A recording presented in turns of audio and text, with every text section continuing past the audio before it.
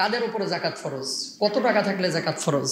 যারা আল্লাহর দেওয়া সম্পদ অনুগ্রহ নিয়ে কৃপণতা করে আল্লাহ তাদেরকে মাফ করবে না। ফাবাশশিরহুম বিআযাবিন আলিম, যন্ত্রণাদায়ক মর্মান্তিক শাস্তি তাদের জন্য রেখেছেন। নাউজুবিল্লাহ বলেন। রমজানকে কেন্দ্র করে আমরা অনেকে জাকাত দিই, আছে না নাই? আছে। জাকাত যখন আমরা দিব, জাকাতের বিষয়টা আপনারা একটু জেনে নেন। কারণ হচ্ছে রমজানকে কেন্দ্র করে আপনার মহল্লাতে আমার মহল্লাতে অনেক মানুষ জাকাত দেয়, অনেক মানুষই জাকাত দেয়। জাকাতের ব্যাপারে আল্লাহ সুবহানাহু ওয়া তাআলা কি বলছেন পবিত্র কোরআনুল কারিমে? এবং জাকাতের কিছু মাসআলা মাসাইল, কাদের উপরে ফরজ, কত টাকা থাকলে ফরজ, কাদেরকে দিবেন, কোন কোন আত্মীয়কে দিবেন, কোন কোন আত্মীয়কে দিতে পারবেন না, সংক্ষিপ্ত সময়ে বলে দিই, কারণ এগুলো জানা দরকার।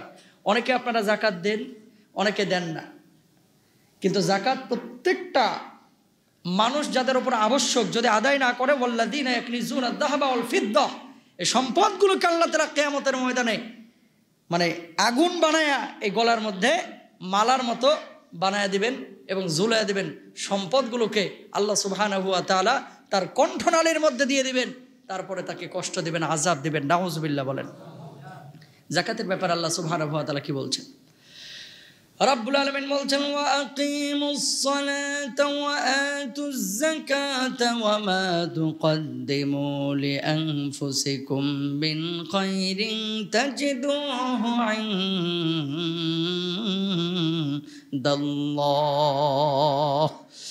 আল্লাহ রব্বুল আলামিন বললেন, নামাজ কায়েম করতে, যাকাত আদায় করতে আল্লাহ সুবহানাহু ওয়া তাআলা পূর্ববর্তী সময়ে অর্থাৎ দুনিয়া থেকে বিদায় নেওয়ার আগে কিছু কাজ করে যাইতে বললেন, ভালো কাজ, যে কাজগুলোর প্রতিদান আপনি কবরে শুয়ে শুয়ে পাবেন, যে কাজগুলোর প্রতিদান আপনি কিয়ামতের ময়দানে পাবেন, যে কাজগুলোর প্রতিদান আপনি আখিরাতে পাবেন। বলুন সুবহানাল্লাহ। প্রিয় ভাইরা আমার, যাকাত যে আপনি দিবেন, আল্লাহ সুবহানাহু ওয়া তাআলা বলছেন তুমি তোমার জীবন দশায় কিছু ভালো কাজ করে যাও। যাকাত দেওয়া ভালো কাজ না খারাপ কাজ? ভালো কাজ। যাকাত আল্লাহ সুবহানাহু ওয়া তাআলা এতটাই গুরুত্ব দিয়েছেন যে কোরআনুল কারিমে যেখানে নামাজের কথা বলেছেন সেই জায়গাটিতে যাকাতের কথা বলে দিয়েছেন। বলুন সুবহানাল্লাহ। যেখানে নামাজের কথা বলেছেন সেখানে যাকাতের কথা বলেছেন। তার মানে নামাজের পরে যাকাত আদায় করা এটা আপনার উপরে ফরজ। নামাজ পড়া যেমন ফরজ, রোজা করা যেমন ফরজ, যাকাত দেওয়া তেমনই কি ভাই? ফরজ। কিন্তু মানুষ বুঝে না। নামাজ পড়তে রাজি আছে, উমরা করতে রাজি আছে, হজ করতে রাজি আছে, কেন? আর উমরায় গেলে, হজ্জে গেলে একটু আনন্দ ফুর্তিও হয়, খাওয়া দাওয়া হয়, ইবাদত বন্দেগীও হয়। নামাজ পড়তে তো আর টেহা লাগে না, টাকা লাগে নি, টাকা লাগে না, কিন্তু যাকাত দিতে টাকা লাগে। এই জন্যই যাকাতের ক্ষেত্র আসলে আল্লাহর একটা বুঝ দেয় অনেকে, দেখবেন তো আমি তো ঋণগ্রস্ত, কথা কর না কেন? বাংলাদেশের যে সেরা শিল্পপতি তিনি কি ঋণগ্রস্ত না? বুঝেন নাই কথা। আপনাদের এলাকায় যতগুলো গার্মেন্টস আছে ম্যাক্সিমাম গার্মেন্টসের মালিকই ব্যাংক থেকে লোন নিছে, কথা বলেন না?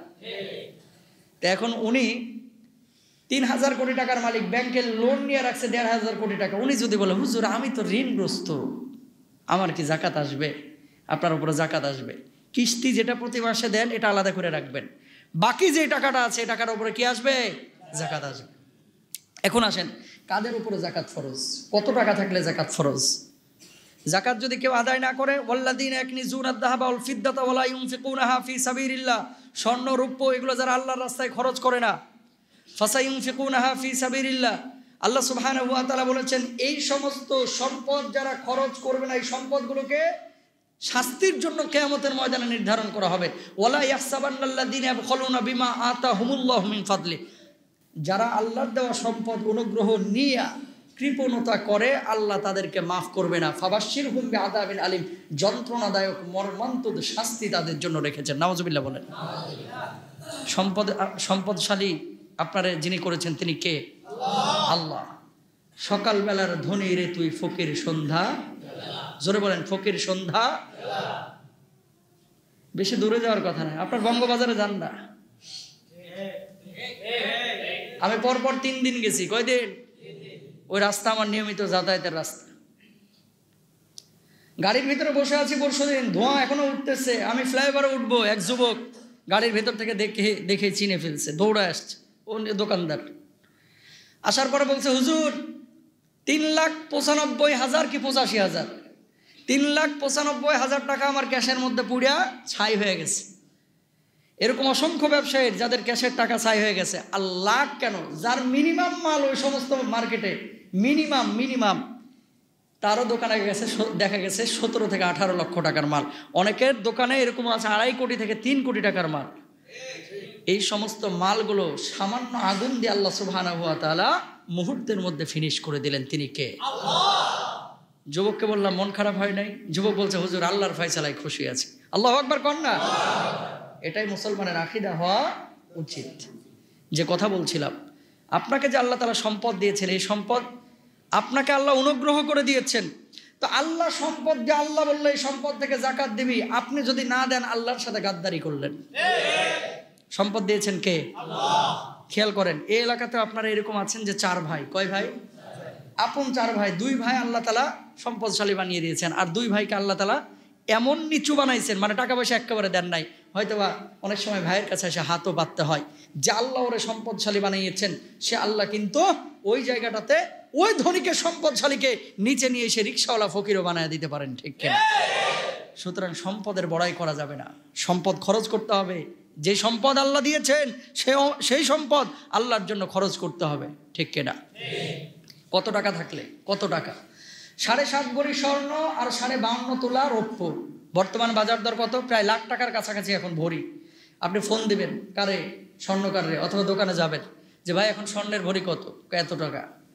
এবার আপনি 7.5 ভরি স্বর্ণের সমপরিমাণ আপনার কাছে এই টাকা আছে কিনা, উদ্বৃত্ত, যেটা 1 বছর অতিক্রম হয়ে গেছে। 1 বছর এটা ইংরেজি মাসের হিসাব করবেন না। কি মাস? চন্দ্র মাস, আরবি মাসের হিসাব করবেন। কি মাস? ধরেন গত বছর রমজানে আপনি ব্যাংকে 6 লাখ টাকা রাখছেন, অতিরিক্ত জমায় রাখছেন, এমনি কোনো দরকারই না। আছে না এরকম টাকা? অনেকে ডিপোজিট করে রাখেন, এমনি রাখছেন। এবছর রমজানে আপনার উপরে ওই 6 লাখের উপর কি হবে? যাকাত ফরজ। অতিরিক্ত যে টাকাটা এবারও যুক্ত হয়েছে ওটার উপরে ফরজ। আচ্ছা, এখন স্বর্ণের হিসাবে মনে করেন বাংলাদেশে 6.5 থেকে 7 লক্ষ টাকা। রৌপ্যের হিসাবে 70 থেকে 80-85 হাজার টাকা যদি কারো কাছে থাকে, তার উপরে যাকাত ফরজ। এখন আপনি বলবেন হুজুর তাহলে স্বর্ণেরটা ধরবো নাকি রৌপ্যেরটা? অধিকাংশ ইসলামিক স্কলাররা স্বর্ণেরটা ধরতে না করেন, গরিবের উপকারার্থে রৌপ্যেরটা ধরতে বলেন। তাহলে কি হয়? ম্যাক্সিমাম মানুষের উপরে যাকাত ফরজ হয়ে যায়। আর যাকাত যদি ফরজ হয় তাহলে গরিবের লাভ হয় না ক্ষতি হয়?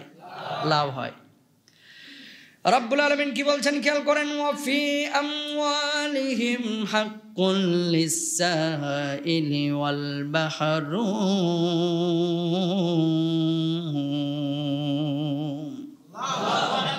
ধনীদের সম্পদের মধ্যে ফকিরদের, মিসকিনদের, সাহায্য প্রার্থনাকারীদের, মাহরুমদের, বঞ্চিতদের আল্লাহ রব্বুল আলামিন হক রেখেছেন। সুতরাং আপনি যে গরিবকে যাকাত দিবেন, এটা তার পাওনা, এটা তার পাওনা, এটা তার পাওনা, এটা তার উপরে আপনার অনুগ্রহ না, ঠিক কিনা? আমরা যখন দিই আমরা মনে করি যে আমি দাতা, আমি হাতেম তাই। আরে আপনি দিচ্ছেন না, বরং এটা তার অধিকার, তার অধিকার তার কাছে বুঝিয়ে দিচ্ছেন, ঠিক কিনা?